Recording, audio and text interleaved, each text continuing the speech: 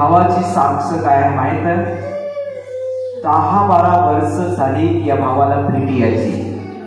काय 10-12 वर्ष झाली या भावाला भेटी यायची आणि महिन्याला दर महिन्याला यायची. तारीख पण माहित आहे का? महिन्याची 1 तारीख नाहीतर 31 तारीख. बरोबर ना?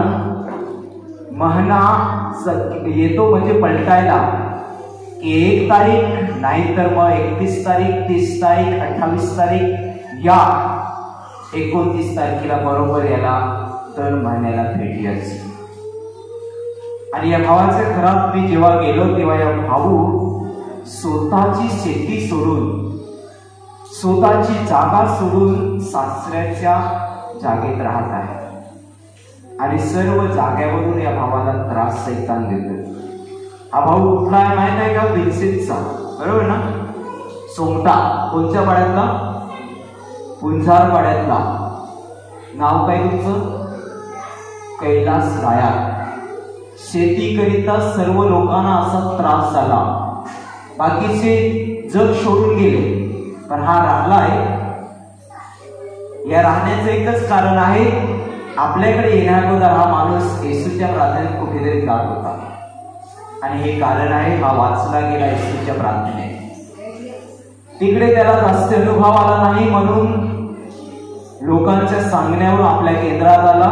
जेव्हा आला त्या महिन्यात त्याला पीठ आलीच नाही. तेव्हा याला कळलं की इथं सामर्थ्य आहे. त्यानंतर दुसऱ्या महिन्यात परत पीठ आली. हा कामाला गेला होता तिकडेच पडला. नंतर त्याला मी एक सल्ला दिला, तुझ्या जीवनावर पुरा सैतानाचा ताबा आहे.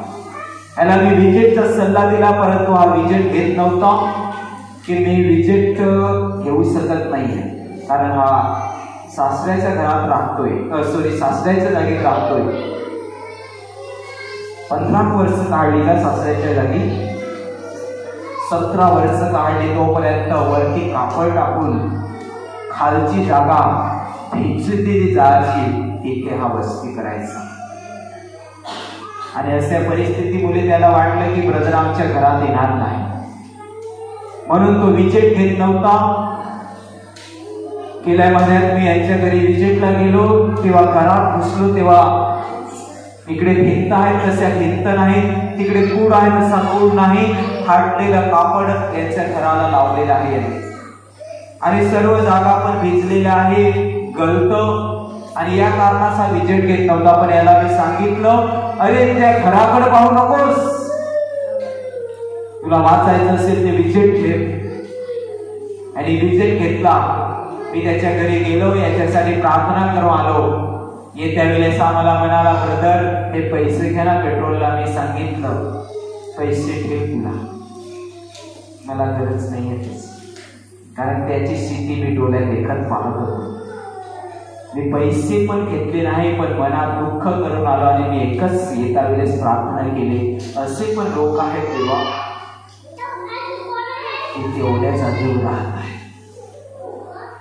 फाटलेलं कापड भिंत बनवलेली आहे पण तरी पण सैतानाने त्यांना सोडलं नाही, तरी त्रास देत आहे सैतान.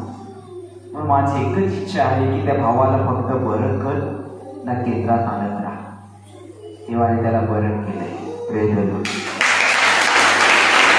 तुझं पैसे घेतले, मन खुशीने देत होता, जबरदस्तीने हात माझ्याकडे आणत होता. मी मना केले, नको आहेत मला, तू बरा हो आणि माझ्या येशूवर विश्वास ठेवणार आहे. टिकला पण, आज येतोय पण आणि बरा पण झाला आणि आज साक्ष पण दिली की विजेट घेतला तेव्हापासून पीठ आली.